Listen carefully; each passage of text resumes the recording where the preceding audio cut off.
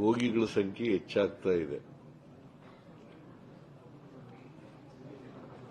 ಇತ್ತೀಚೆಗೆ 3 ಜನರು ಕರ್ನಾಟಕದಲ್ಲಿ ಕೋವಿಡ್ ಪಾಸಿಟಿವ್ ಇದ್ದವರು ಸತ್ತಿದ್ದಾರೆ. ಆದರೆ ಅವರೆಲ್ಲರೂ ಕೂಡ 3 ಜನನು ಕೂಡ ಕೋವಿಡ್ನಿಂದಲೇ ಸತ್ತಿದ್ದಾರೆ ಅಂತ ಹೇಳಕ್ಕಾಗಲ್ಲ. ಯಾಕಂತಂದ್ರೆ ಅವರಿಗೆ ಬೇರೆ ಅಸೋಸಿಯೇಟೆಡ್ ಡಿಸೀಸ್ಗಳಿದ್ದವು. ಕಿಡ್ನಿ ಸಮಸ್ಯೆ, ಹಾರ್ಟ್ ಸಮಸ್ಯೆ, ಶ್ವಾಸಕೋಶದ ಸಮಸ್ಯೆ, ಈ ತರದ ಕಾಯಿಲೆಗಳಿದ್ದವು. ಬ್ಲಡ್ ಪ್ರೆಷರ್, ಡಯಾಬಿಟಿಕ್, ಈ ತರದ ಸಮಸ್ಯೆಗಳಿದ್ದು ಮತ್ತೆ ಪಾಸಿಟಿವ್ ಕೋವಿಡ್ ಪಾಸಿಟಿವ್ ಕೂಡ ಇತ್ತು. ಹಾಗಾಗಿ 3 ಜನರು ಕೋವಿಡ್ನಿಂದಲೇ ಸತ್ತಿದ್ದಾರೆ ಅಂತ ಹೇಳಕ್ಕಾಗಲ್ಲ. ಬೇರೆ ರೋಗಗಳಿಂದಲೂ ಕೂಡ ಸತ್ತಿರಬಹುದು. ಆದರೆ ಅವರಿಗೆ ಕೋವಿಡ್ ಪಾಸಿಟಿವ್ ಇತ್ತು. ಅದಕ್ಕೋಸ್ಕರ ಈಗಾಗಲೇ ನಮ್ಮ ಹೆಲ್ತ್ ಮಿನಿಸ್ಟರ್ ಮೀಟಿಂಗ್ ಮಾಡಿದ್ರು. ಟೆಕ್ನಿಕಲ್ ಅಡ್ವೈಸರಿ ಕಮಿಟಿಯವ್ರ ಜೊತೆನಲ್ಲಿ ಮತ್ತೆ ಅಧಿಕಾರಿಗಳ ಜೊತೆನಲ್ಲಿ. ನೀನು ಸೇರಿದ್ದ ಆ ಮೀಟಿಂಗ್? ನೀನು ಹೋಗಿದ್ದ? ಇವರು ನಮ್ಮ ಮೆಡಿಕಲ್ ಎಜುಕೇಷನ್ ಮಿನಿಸ್ಟರ್ ಕೂಡ ಬೇರೆ ಮೀಟಿಂಗ್ ಮಾಡಿದ್ರು. ಏನಪ್ಪ ಕೈ ತೋರಿಸ್ತಾ ಇದ್ರು? ಕರೆಕ್ಟ್ ಆಗಿದೆ. ಆಫ್ ಮಾಡಬೇಕಾ? ಕೇಳಿಸ್ತಾ ಇಲ್ವಾ? ಸೊ ಅದಕ್ಕೋಸ್ಕರ ಇವತ್ತು ಟೆಕ್ನಿಕಲ್ ಅಡ್ವೈಸ್ ಕಮಿಟಿಯವ್ರ ಜೊತೆನಲ್ಲಿ ಚರ್ಚೆ ಮಾಡಿ ಅವರು ಕೊಟ್ಟಿರ್ತಕ್ಕಂಥ ಸಲಹೆಗಳನ್ನು ಕೂಡ ತಗೊಂಡಿದ್ದೀವಿ. ನಾನು ಬಹಳ ಸ್ಪಷ್ಟವಾಗಿ ಹೇಳಿದ್ದೇನೆ ಅಧಿಕಾರಿಗಳಿಗೆ, ಯಾವುದೇ ಕಾರಣಕ್ಕೆ ಹಿಂದೆ ಮಾಡದಂತ ತಪ್ಪುಗಳನ್ನು ಮರುಕಳಿಸಬಾರದು. ಆಕ್ಸಿಜನ್ ಕೊರತೆಯಾಗಲಿ, ಬೆಡ್ ಕೊರತೆಯಾಗಲಿ, ವೆಂಟಿಲೇಟರ್ ಕೊರತೆಯಾಗಲಿ, ಇವ್ಯಾವ ಕೂಡ ಇರಬಾರದು. ಜೊತೆಗೆ ಯಾರಿಗೆ ಅಸೋಸಿಯೇಟೆಡ್ ಡಿಸೀಸ್ಗಳಿದ್ದಾವೆ ಅವನು ಕೂಡ ಟ್ರೀಟ್ಮೆಂಟ್ ಮಾಡತಕ್ಕಂಥ ಎಲ್ಲ ವ್ಯವಸ್ಥೆಯನ್ನು ಮಾಡಬೇಕು. ಈಗ ಡಯಾಲಿಸಿಸ್ ಮಾಡಬೇಕಾದ್ರೆ ಅದನ್ನು ಮಾಡಬೇಕಾಗ್ತದೆ, ಹಾರ್ಟ್ ಪ್ರಾಬ್ಲಮ್ ಇದ್ರೆ ಅದಕ್ಕೆ ಮಾಡಬೇಕಾಗ್ತದೆ, ಶ್ವಾಸಕೋಶದ ಸಮಸ್ಯೆ ಇದ್ರೆ ಅದಕ್ಕೆ ಮಾಡಬೇಕಾಗ್ತದೆ. ಈ ರೀತಿಯಾಗಿ ಬೇರೆ ಕಾಯಿಲೆಗಳನ್ನು ಕೂಡ ಗಂಭೀರವಾಗಿ ಪರಿಗಣಿಸಿ ಅವಕ್ಕೆ ಟ್ರೀಟ್ಮೆಂಟ್ ಕೊಡ್ತಕ್ಕಂಥದ್ದು ಮಾಡಬೇಕು. ಇನ್ ಅಡಿಷನ್ ಟು ದಟ್, ಕೋವಿಡ್ಗೆ ಸಂಬಂಧಪಟ್ಟಂತೆ ಅದಕ್ಕೆ ಟ್ರೀಟ್ಮೆಂಟ್ ಮಾಡತಕ್ಕಂಥದ್ದನ್ನು ಕೂಡ ಮಾಡಬೇಕು. ಯಾವುದೇ ಕೊರತೆಯಾಗಬಾರದು. ವೆಂಟಿಲೇಟರ್ ಕೊರತೆಯಾಗಬಾರದು, ಬೆಡ್ಗಳ ಕೊರತೆಯಾಗಬಾರದು, ಔಷಧಿಗಳ ಕೊರತೆಯಾಗಬಾರದು. ಇವೆಲ್ಲನೂ ಮಾಡಬೇಕು. ಜೊತೆಗೆ vaccination if possible, if required vaccination ಕೂಡ ಪ್ರಾರಂಭ ಮಾಡಬೇಕು. ಯಾಕಂದ್ರೆ it is one of the preventive measures. ಯಾರು ತಗೊಂಡಿಲ್ಲ ಅವರು. ಸೊ ವ್ಯಾಕ್ಸಿನೇಷನ್ ಕೂಡ ಪ್ರಾರಂಭ ಮಾಡಬೇಕು ಅಂತ ಸಲಹೆ ಕೊಟ್ಟಿದ್ದೀನಿ. ಇದು ಈಗ ಬಂದಿರತಕ್ಕಂಥ ತಳಿ ಉಪತಳಿ. ಈಗಿನ ತಳಿ ಏನಂತ ಮಾಡಿದ್ದಾರೆ ಅಂದ್ರೆ JN.1. ಇದಕ್ಕೆ ಈ ವೇರಿಯಂಟು ಒಮಿಕ್ರಾನ್ ಉಪತಳಿ. ಒಮಿಕ್ರಾನ್ ಉಪತಳಿ, ಅದು ಒಂದು ಉಪತಳಿ. ಸೊ ಈ ಉಪತಳಿ ಅಂತ ಇದನ್ನ ಮಾಡಿದ್ದಾರೆ. ಬೆಂಗಳೂರಿನಲ್ಲಿ ಈಗ ಕರ್ನಾಟಕದಲ್ಲಿ ಒಟ್ಟು 92 ಜನರಿಗೆ ಪಾಸಿಟಿವ್ ಇದೆ ಅಂತ ಗೊತ್ತಾಗಿದೆ. ಇದು ಟೆಸ್ಟ್ ಮಾಡಿದ ಮೇಲೆ ಗೊತ್ತಾಗಿರ್ತಕ್ಕಂಥದ್ದು. ರಾಜ್ಯದಲ್ಲಿ 92 ಅದರಲ್ಲಿ ಬೆಂಗಳೂರು ನಗರದಲ್ಲೇ 80, ಬೆಂಗಳೂರು ಅರ್ಬನ್ ಡಿಸ್ಟ್ರಿಕ್ಟ್ನಲ್ಲೇ 80, ಮೈಸೂರಿನಲ್ಲಿ 5, ಬಳ್ಳಾರಿನಲ್ಲಿ 3, ರಾಮನಗರ ಹಾಗೂ ಮಂಡ್ಯದಲ್ಲಿ ತಲಾ 1 ಪ್ರಕರಣ ವರದಿಯಾಗಿದೆ. ಇವರಲ್ಲಿ 92 ಜನರಲ್ಲಿ 72 ಜನರಲ್ಲಿ 72 ಪೇಷಂಟ್ಗಳಿಗೆ ಮನೆಯಲ್ಲೇ ಕ್ವಾರಂಟೈನ್ ಮಾಡ್ಕೊಳ್ಳಿ ಅಂತ ಹೇಳಿದ್ದಾರೆ. 20 ಜನರು ಮಾತ್ರ ಆಸ್ಪತ್ರೆಯಲ್ಲಿ ಇದ್ದಾರೆ. 72 ದೇ ಆರ್ ಅಂಡರ್ ಕ್ವಾರಂಟೈನ್, 20 ಆಸ್ಪತ್ರೆಯಲ್ಲಿ ಟ್ರೀಟ್ಮೆಂಟ್ ತಗೋತಾ ಇದ್ದಾರೆ.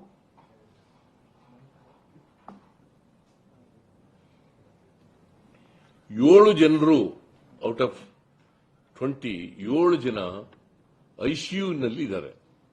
Not because of Covid positive, ಬೇರೆ ಬೇರೆ ಕಾರಣಗಳಿಗೋಸ್ಕರ ಐಸಿಯುನಲ್ಲಿ ಇದ್ದಾರೆ. ಬಟ್ ಕೋವಿಡ್ ಕೂಡ ಇದು ಕೂಡ ಪಾಸಿಟಿವ್ ಇದೆ. ಬೇರೆ ಬೇರೆ ಸಮಸ್ಯೆಗಳು ಇರೋದ್ರಿಂದ ಅವರು ಐಸಿಯುನಲ್ಲಿದ್ದಾರೆ. ಸೊ ದಿಸ್ ಇಸ್ ದಿ ಇದು. ಮತ್ತೆ ಪ್ರತಿದಿನ 5,000 ಟೆಸ್ಟ್ ಮಾಡಬೇಕು ಅಂತ ಹೇಳಿದ್ದಾರೆ. ಶನಿವಾರದಿಂದ 5,000 ಟೆಸ್ಟ್ ಮಾಡಬೇಕು ಅಂತ ಹೇಳಿದ್ದಾರೆ. ಅದರಲ್ಲಿ ರ್ಯಾಪಿಡ್ ಆಂಟಿಜೆನ್ ಟೆಸ್ಟ್ ಅಂತ ಅದು 1,500, ಆರ್ಟಿಪಿಸಿಆರ್ ಅಂತ ಇನ್ನೊಂದು ಅದು 3,500.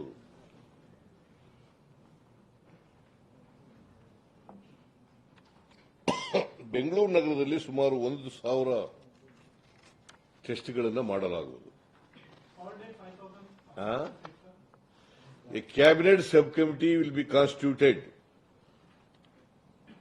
ಅದು ನಾವು ಕ್ಯಾಬಿನೆಟ್ನಲ್ಲಿ ಚರ್ಚೆ ಮಾಡಿ ಯಾರು ಹೆಡ್ ಮಾಡಬೇಕು ಅದಕ್ಕೆ ಅಂತ ತೀರ್ಮಾನ ಮಾಡ್ತೀವಿ. A cabinet sub committee will be constituted. Constant ಆಗಿ ಇವರು ಭೇಟಿ ಮಾಡ್ತಾ ಇರಬೇಕು. ಮತ್ತೆ ಅಡ್ವೈಸರಿ ಕಮಿಟಿ ಜೊತೆನಲ್ಲಿ ಸಂಪರ್ಕದಲ್ಲಿರಬೇಕು.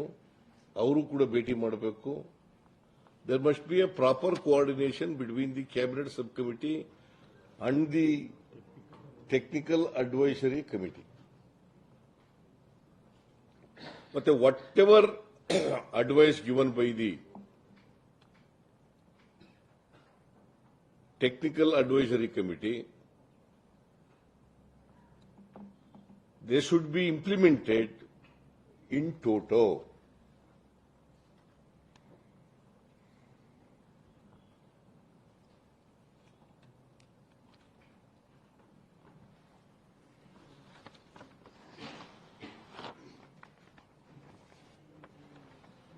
ಅದರಿಂದ ಈ ಬಾರ್ಡರ್ ಡಿಸ್ಟ್ರಿಕ್ಟ್ಗಳಲ್ಲಿ ಹೆಚ್ಚು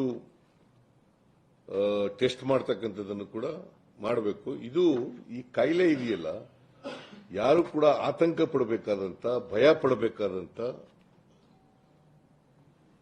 ಅಗತ್ಯ ಇಲ್ಲ. ಆದರೆ ಎಚ್ಚರಿಕೆಯಿಂದ ಇರಬೇಕು, ಎಚ್ಚರಿಕೆ ಕ್ರಮಗಳನ್ನು ಅನುಸರಿಸಬೇಕು. ಯಾರು ಕೂಡ ಐ ರಿಪೀಟ್,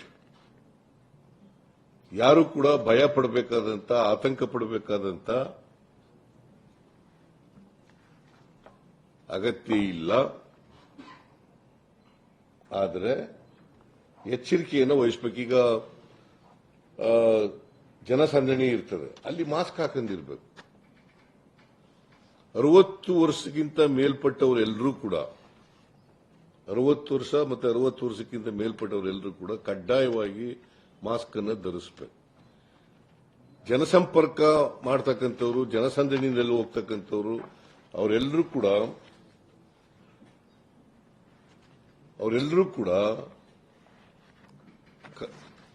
ಕಡ್ಡಾಯವಾಗಿ ಮಾಸ್ಕ್ ಅನ್ನ ಹಾಕಬೇಕು.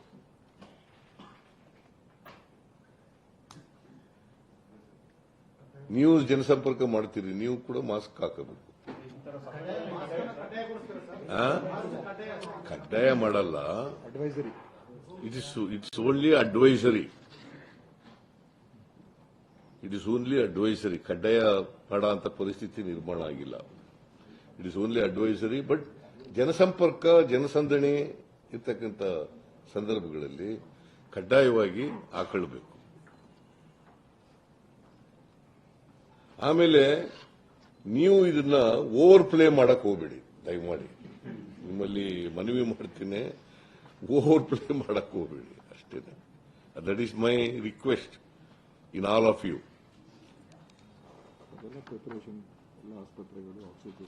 ಆಮೇಲೆ ನಾನು ಸಲಹೆ ಕೊಟ್ಟಿದ್ದೀನಿ, ನಮ್ಮ ಮಂತ್ರಿಗಳು ಕೂಡ ಸಲಹೆ ಕೊಟ್ಟಿದ್ದಾರೆ. ನಮ್ಮ ಪರ್ಟಿಕ್ಯುಲರ್ಲಿ ಹೆಲ್ತ್, ನಮ್ಮ ಮೆಡಿಕಲ್ ಎಜುಕೇಶನ್ ಮಿನಿಸ್ಟರ್ ಇದಕ್ಕೆ ಡೆಡಿಕೇಟೆಡ್ ವಾರ್ಡ್ ಬೆಂಗಳೂರಿನಲ್ಲಿ ಸರ್ಕಾರಿ ಆಸ್ಪತ್ರೆಗಳಲ್ಲಿ ಮತ್ತೆ ಖಾಸಗಿ ಆಸ್ಪತ್ರೆಯವರು ಕೂಡ ಈ ಟ್ರೀಟ್ಮೆಂಟ್ ಮಾಡಲಿಕ್ಕೆ, ಯಾಕೆಂದ್ರೆ ಯಾರು ಕೂಡ ಈ ಅನಾನುಕೂಲ ಆಗಬಾರ್ದು, ಯಾವ ಪೇಷಂಟ್ಗೂ ಕೂಡ ಅನಾನುಕೂಲ ಆಗಬಾರ್ದು. ಮತ್ತೆ ಅಲ್ಲಿ ಡೆಡಿಕೇಟೆಡ್ ಮಾಡಿದ್ರೆ ಅಲ್ಲಿ ಎಲ್ಲ ಫೆಸಿಲಿಟೀಸು ಇರಬೇಕು.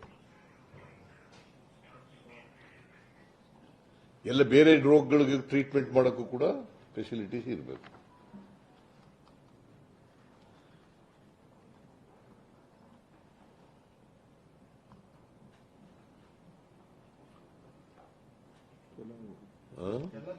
ಪೂರ್ವ ತಯಾರಿಕೆ ಸರ್, ಎಲ್ಲ ಕಡೆ ಆಕ್ಸಿಜನ್, ವೆಂಟಿಲೇಟರ್. ಆಮೇಲೆ ಅದಕ್ಕೆ ನಾನು ಹೇಳಿದ್ದೀನಿ, ಈಗ ಎಲ್ರಿಗೂ ಕೂಡ ಆಕ್ಸಿಜನ್, ವೆಂಟಿಲೇಟರ್, ಬೆಡ್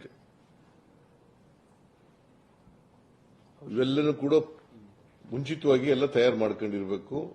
ಅಗತ್ಯಕ್ಕೆ ಯಾವ್ಯಾವುದು ರಿಕ್ವೈರ್ಡ್ ಮೆಟೀರಿಯಲ್ಸ್ ಬೇಕಾಗ್ತದೆ ಕೋವಿಡ್ಗೆ ಸಂಬಂಧಪಟ್ಟಂತೆ ಎಲ್ಲ ಮೆಟೀರಿಯಲ್ಸ್ಗಳನ್ನ ಕೂಡ ಒದಗಿಸ್ಕೊಂಡಿರ್ಬೇಕು ಅಂತ ಸ್ಟ್ರಿಕ್ಟ್ ಆಗಿ ಹೆಲ್ತ್ ಡಿಪಾರ್ಟ್ಮೆಂಟ್ಗೆ ಹೇಳಿದ್ದೀವಿ. ಇದೆ ಇದೆ ಇದು ಮಾಡ್ತೀವಿ, ತಗ ಸಿಗುತ್ತೆ, ಅದು ತಗಬಹುದು. ಹಿಂದೆ ಎಲ್ಲ ವ್ಯಾಕ್ಸಿನೇಷನ್ ಗವರ್ಮೆಂಟ್ ಆಫ್ ಇಂಡಿಯಾ ಕೊಡ್ತಿದ್ರು. ಈಗ ನಾನೇನು ಹೇಳಿದ್ದೀನಿ, ಗವರ್ಮೆಂಟ್ ಆಫ್ ಇಂಡಿಯಾ ಅವ್ರು ಕೊಡೋದಕ್ಕಿಂತ ಮುಂಚಿತವಾಗಿ ನೀವು ತಗೊಂಡು ರೆಡಿ ಇಟ್ಕೊಂಡಿರಿ ಅಂತ ಹೇಳಿದ್ದೀನಿ.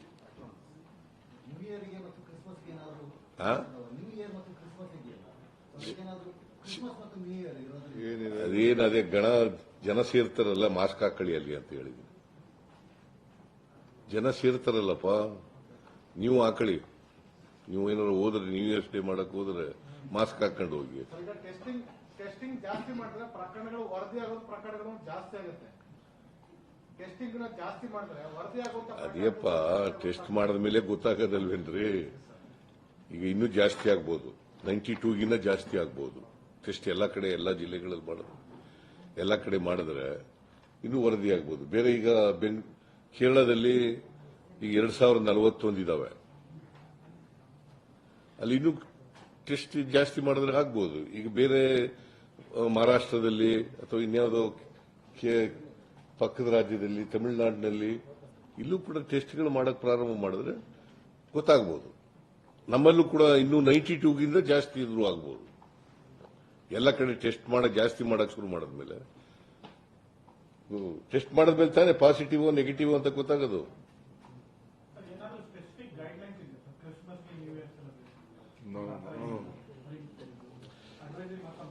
ಅದಕ್ಕೆ ಅಪ್ಪ ನಿಮ್ಗೆ ಹೇಳಿದ್ದು, ನೀವೆಲ್ಲ ಪ್ಯಾನಿಕ್ ಮಾಡಕ್ ಹೊರಡಬೇಡಿ ಅಂತ. ಇಲ್ಲಿರೋದನ್ನೆಲ್ಲ ಪ್ಯಾನಿಕ್ ಮಾಡಕ್ ಹೋಗ್ಬೇಡಿ. ಅದಕ್ಕೆ ಕ್ಲಾರಿಫೈ ಮಾಡಕ್ಕೆ ನಿಮ್ಗೆ ಹೇಳ್ತಾ ಇರೋದು ನಾನು. ಈಗ ಇದು ನಾವು ಭಯ ಪಡಬೇಕಾದಂತ, ಆತಂಕ ಪಡಬೇಕಾದಂತ ಅಗತ್ಯ ಇಲ್ಲ, ಆದರೆ ಎಚ್ಚರಿಕೆಯಿಂದ ಇರಬೇಕು. Please focus on this.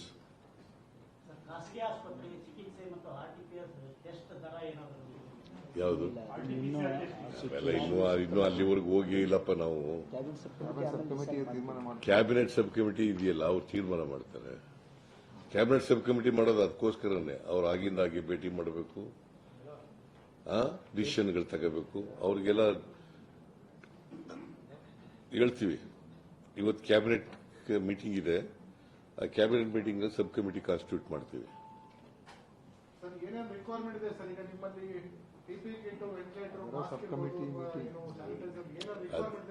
No, whatever requirement is there, whatever we require, ಆ ರಿಕ್ವೈರ್ಮೆಂಟ್ ತೊಂದರೆ ಆಗದ ರೀತಿ ನೋಡ್ಕೊಳ್ಳಿ ಅಂತ ಹೇಳ್ತೀವಿ. ಫಂಡು ಕೊಡ್ತೀವಿ. ಡೋಂಟ್ ಫಂಡಿಗೆ ತೊಂದರೆನೇ ಮಾಡಲ್ಲ. So vaccination free of cost ಇರುತ್ತಾ ಗವರ್ಮೆಂಟ್? ಆಮೇಲೆ ಹೇಳ್ತೀನಿ. Vaccination free of cost ಇರುತ್ತಾ? Cabinet subcommittee will decide. Cabinet subcommittee will decide. Cabinet subcommittee will decide and take a decision if required. Sir dedicated ಆಸ್ಪತ್ರೆ ಸರ್ಕಾರಿ ಮತ್ತೆ ಖಾಸಗಿ ಹೇಳಿದ್ರಲ್ಲ ಸರ್, ಅದು ನಿಗದಿ ಮಾಡ್ತೀರಾ ಇಲ್ಲ ನೆಕ್ಸ್ಟ್ ಮುಂದೆ ಅದು plan Dedicated ಇರುತ್ತಾ? ward. Cabinet subcommittee. ಇದು ಒಂದು ಇದೆ. ಈಗ ಸರ್ಕಾರಿ ಆಸ್ಪತ್ರೆಯಲ್ಲಿ ಅದು ಒಂದು ಇರ್ತದೆ, ಬೇರೆ ಕಡೆನೂ ಮಾಡ್ತಾರೆ, ಟ್ರೀಟ್ಮೆಂಟ್ ಕೊಡ್ತಾರೆ. ಬರೀ ಅದು ಡೆಡಿಕೇಟೆಡ್ ಇದ್ರೆ ಅಲ್ಲಿ ಎಲ್ಲ ಫೆಸಿಲಿಟೀಸ್ ಕೂಡ ಇರ್ಲಿಕ್ಕೆ ಮಾಡ್ತೀವಿ ಅಂತ. ಸರ್ ಪ್ರೈವೇಟ್ ಸ್ಕೂಲ್ಸ್ ಬಂದು ಈಗ ಕ್ಯಾಂಪ್ಸ್ ಅಸೋಸಿಯೇಷನ್ ಅವರು ಮಾಸ್ಕ್ ಮ್ಯಾಂಡೇಟ್ ಕಂಪಲ್ಸರಿ ಮಾಡಿದ್ದಾರೆ ಸರ್. ಯಾರು? ಪ್ರೈವೇಟ್ ಸ್ಕೂಲ್ಸ್ ಅವರು ಪ್ರೈವೇಟ್ ಸ್ಕೂಲ್ನವರ ಒಳ್ಳೇದು. ನಾವು ಕೂಡ ಮುಂದೆ ನೋಡ್ಕೊಂಡು ಕ್ಯಾಬಿನೆಟ್ ಸಬ್ ಕಮಿಟಿ ತೀರ್ಮಾನ ಮಾಡ್ತದೆ. ಅವ್ರ ಅಡ್ವೈಸರಿ ಕಮಿಟಿಯವ್ರ ಜೊತೆ ಮಾತಾಡಿ ಈಗ ಅವ್ರು ಏನ್ ಹೇಳ್ತಾ ಇದ್ದಾರೆ, ಈಗೇನು ಎಲ್ಲ ಮಾಸ್ಕ್ ಹಾಕ್ಬೇಕಾದಂತ ಅಗತ್ಯ ಇಲ್ಲ, ಮಾಸ್ಕ್ ಹಾಕಬೇಕಾದಂತ ಅಗತ್ಯ ಇಲ್ಲ. ಎಲ್ಲಿ ಜನರು ಗುಂಪು ಸೇರ್ತಾರೆ, ಎಲ್ಲ ಜನಸಂಪರ್ಕ ಜಾಸ್ತಿ ಇರ್ತದೆ ಅಂತ ಕಡೆ ಮಾಸ್ಕ್ ಹಾಕೊಳ್ಳೋದು ಒಳ್ಳೇದು ಅಂತ ಹೇಳ್ತಾರೆ. ಮತ್ತೆ ಇವರು ಮುಂದೆ ಏನೇನು ಅಡ್ವೈಸ್ ಮಾಡ್ತಾ ಇರ್ತಾರೆ ಅದನ್ನೆಲ್ಲ cabinet sub committee, the government will take A decision, government will follow. Today, myself, Deputy Chief Minister, Home Minister, Health Minister, Medical Education Minister, and other officers of the Health Department, and also the members of the Technical Advisory Committee, we met today and discussed so many things. We have taken a decision that this disease, we need not be panic. People need not be panic. But precautionary measures will have to be taken. Wherever there are groups and in gatherings, in such places, everybody should wear mask, and the 60 and above years old people With comorbidities. and compulsorily they should wear mask. So far in Karnataka, 92 cases are found. Out of 92, 72 patients are in isolation, Home isolation. quarantine, Home home isolation. Only 20 are in the hospitals. Out of 20 patients, 7 are in ICU. They are not having the only COVID diseases, other associated diseases are there. That is why they are in the ICU. So far, 3 persons have died, not because of COVID alone, not because of COVID alone. There are other ailments are also there, or there. That is why they are died so far. In the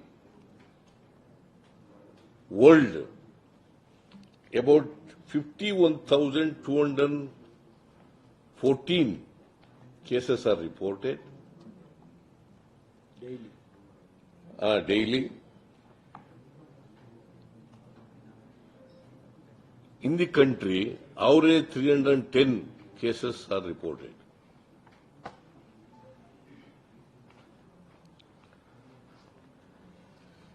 So, in Kerala, the highest in the country, 2,041 cases are reported. In Karnataka, 92 cases. Tamil Nadu, 77 cases. Maharashtra, 35 cases. Goa, 23.